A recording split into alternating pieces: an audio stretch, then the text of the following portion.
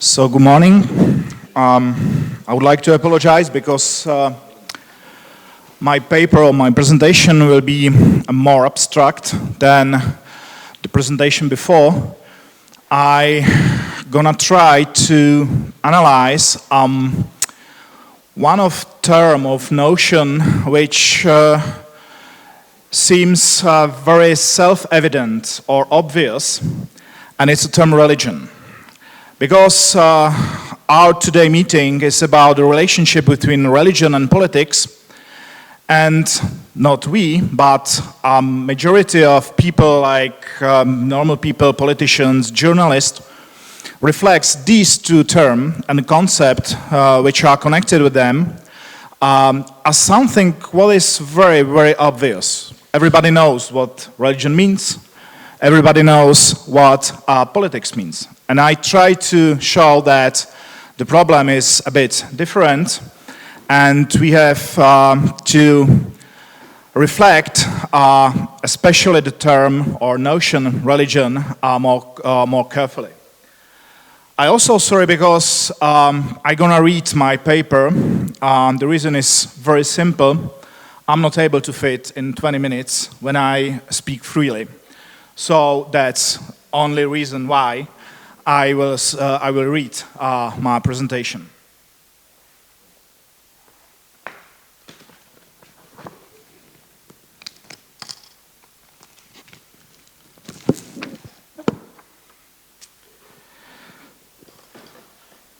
In one famous passage of his confession, Aurelius Augustinus points out the difficulty of adequately defining time.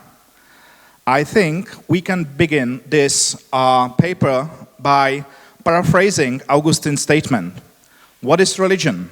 I know this when no ask me, but I'm not sure when to answer this question. If the assumption that man is a homo religiosus is valid in all historically and geographically known cultures, then we might expect to be able to define something like the nature of religion, the imaginary core sine qua non of any religion.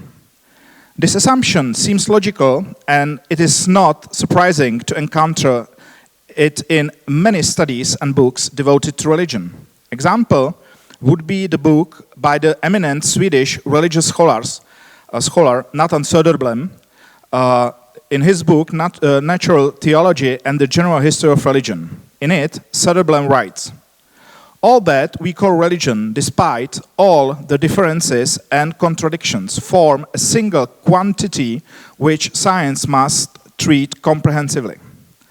Söderblom, like many other scholars, assumes that the concept of religion is both conscious and exact enough to be considered a key concept in religious studies. However, this conviction, clear and unquestionable at the first sight, hides some bothersome question marks, which are pointed out, among others, by the American scholar Jonathan Z. Smith, who writes in the introduction to his book Imagining Religion, an exciting observation concerning a certain artificiality of the term and the concept of religion. In this, at the first sight, perhaps paradoxical remark, Smith alludes to one of the fundamental problems with which the sociology of religion or religious studies must deal, namely the problem of confusing the concept of reality with the reality itself. For Smith, it was certainly not a questioning of religion as such, but rather a questioning of the universal concept of religion, and above all, an awareness of the position from which we examine a given religion or religious phenomenon. The latter is an essential filter through which our understanding of the reality under investigation passes. Through this filter, we choose one example over another and consider one feature to be characteristic, not another. The justification of why we have chosen this or that as a yardstick of our investigation is one of the basic premises of further informed work. Three primary conditions are associated with this self-reflection of positions. The first, the selected characteristics must be fully and well understood, which, according to Smith, requires a thorough mastery of the relevant primary material and an elaboration of their history and interpretation. Second, each example of feature is always closely associated with an important theory, a paradigm, or, in short, with a central idea of an academic conception of religion. And the third, there must be some yardstick or evaluation by which the examples and features can be measured. These facts should lead us not to take religion for granted as a given that can be grasped by observation or other methods of empirical science. Instead, we should understand religion as a concept with which we attempt to define one of the important manifestations of human activity. Part of the problem with the concept of religion is that it's not universal. The French sociologist Émile Poulain is very close to Smith's objections to universistically constructed definitions of religion, which assume that existence of an objectively given nature of religion. For him, too, religion is not an empirically observable fact, and the only things we can grasp realistically are the individual facts described as a religious, e.g., gestures, texts, institutions, acts, etc. But if it is impossible to define religion as a something objectively and universally existing, how can it talk about something like religion? American sociologist Alan Aldrich provides an interesting answer to this question. Aldrich makes four exciting observations concerning the position of Max Weber, who refused to define religion at the beginning of his reflection and instead considered the definition of religion as a something to be worked out at the end of the sociological treatise on religion. First, although it may seem somewhat paradoxical, many important and frequently cited sociological studies devoted to religion and religious movements do not employ any explicit definition of religion. Second, any formal definition of religion is closely tied to theoretical assumptions that can be challenged anytime.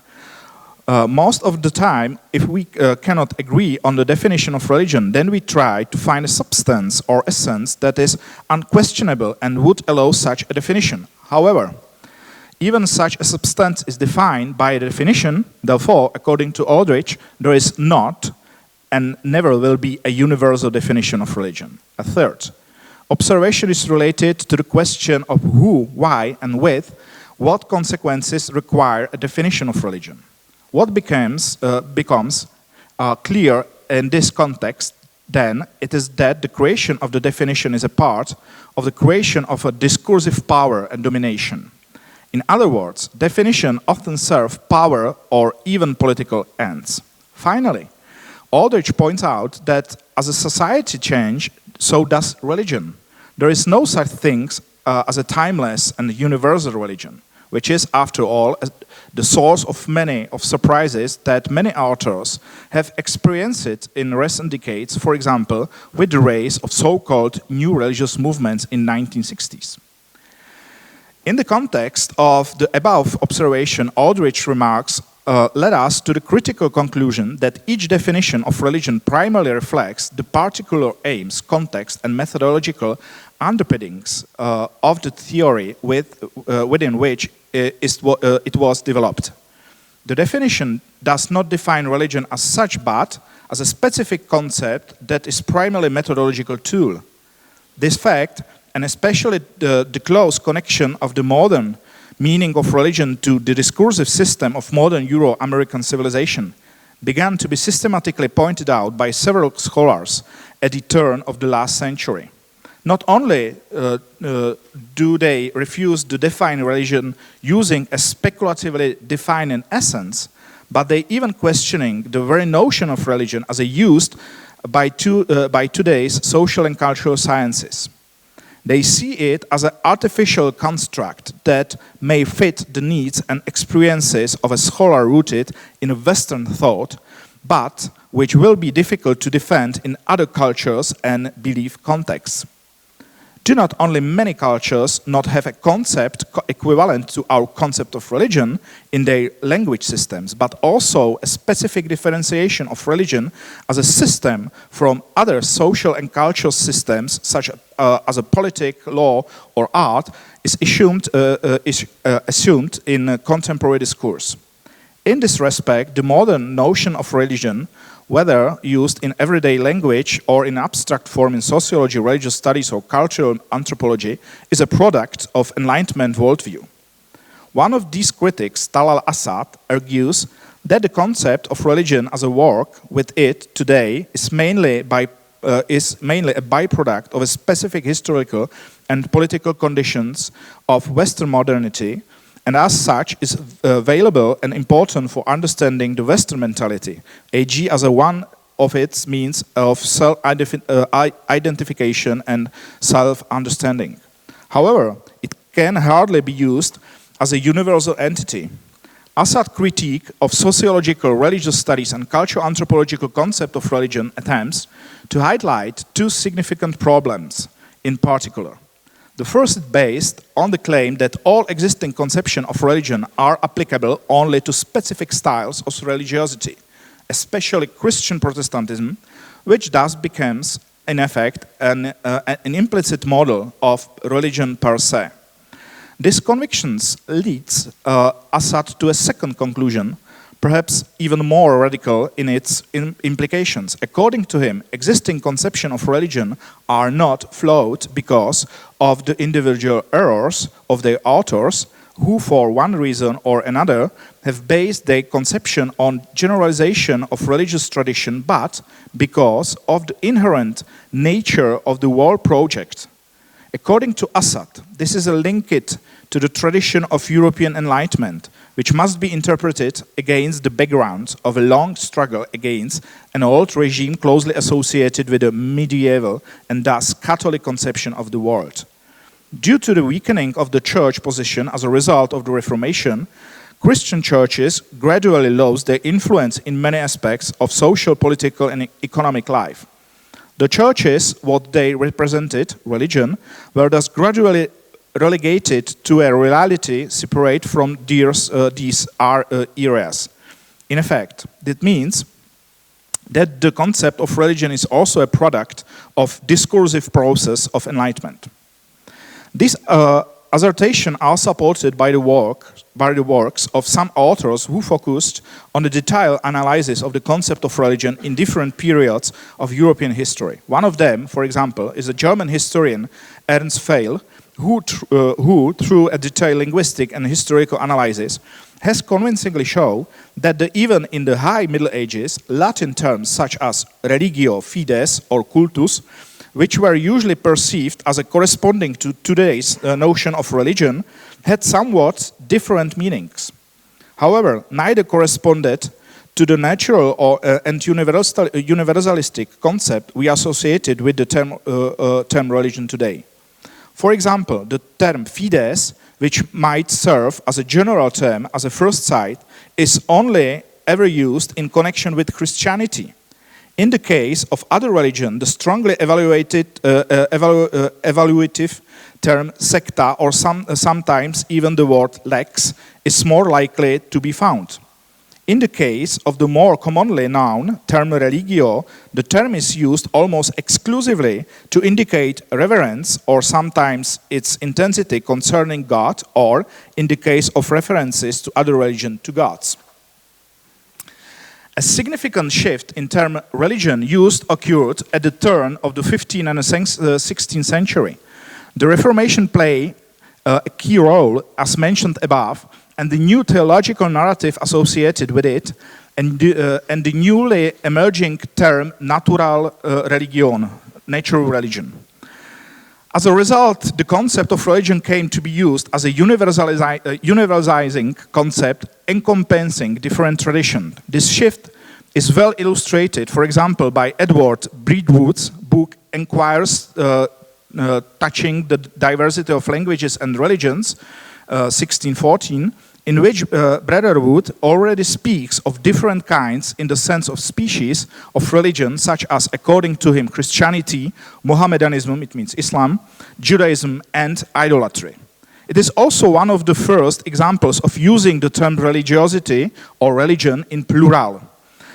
And secondly, the concept of religion begins to be related much more to a specific set of ideas and actions whose primary goal is recognizing and accepting a god or gods as a specific entities. This change is illustrated, for example, by Dictionary of English Language, 1655, which defines the concept of religion as virtue as founded by the upward reference of God and expectation of future rewards and punishment.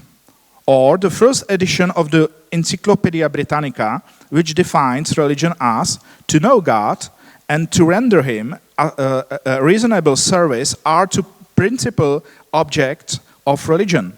Man appears to be formed to adore, but not to comprehend the Supreme Being. Finally, the Enlightenment brought another key change that helped define the term religion in today's sense. On the one hand, it is definitely described the religion as a specific system of beliefs in an invisible, supernatural, and an intelligent force.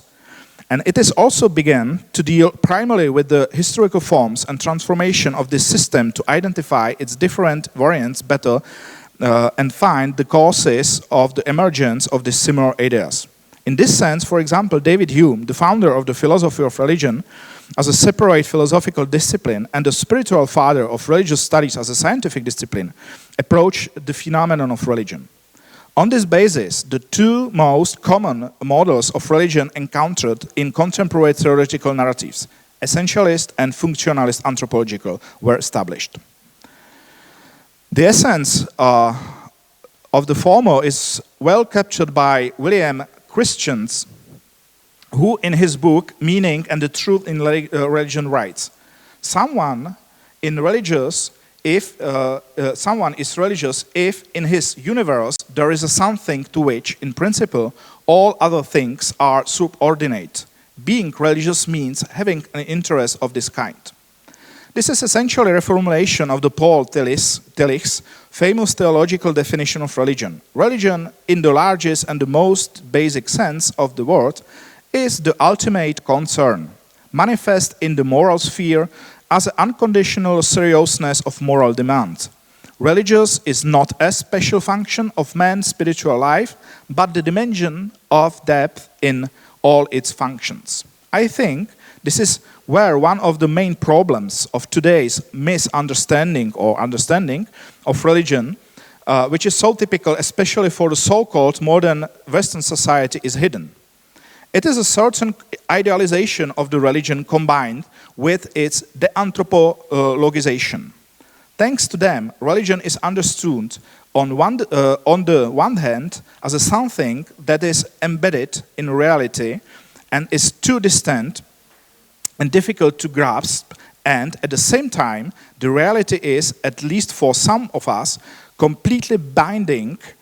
On the other hand, religion is understood as a something too specific to be contaminated by such all too mundane phenomena as politics, sexuality, or economics.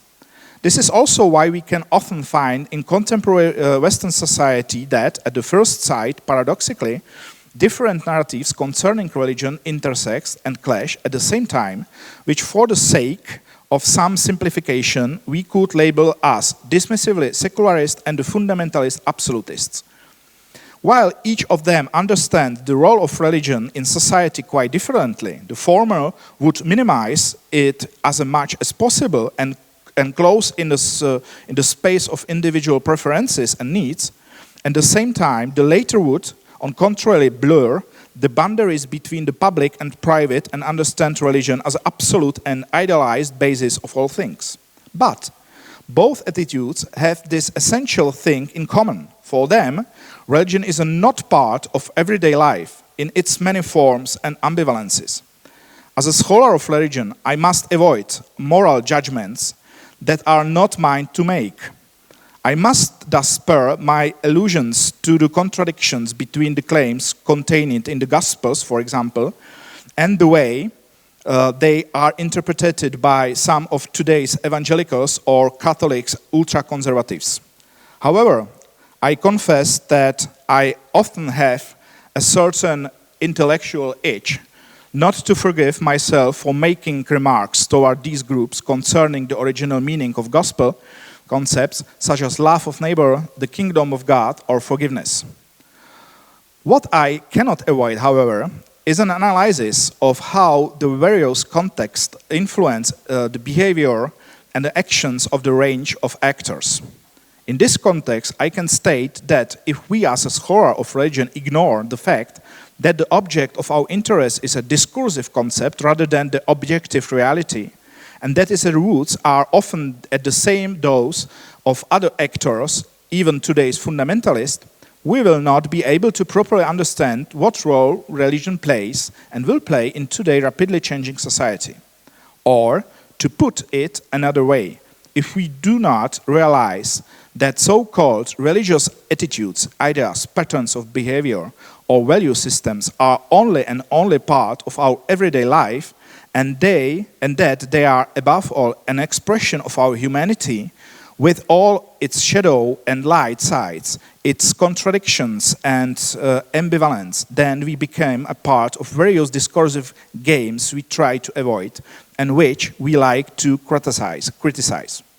In this respect, I find the concerns or even lamentations about the politicization of religion, which is one of the critical themes of today's meeting, somewhat ridiculous and perhaps even dangerous.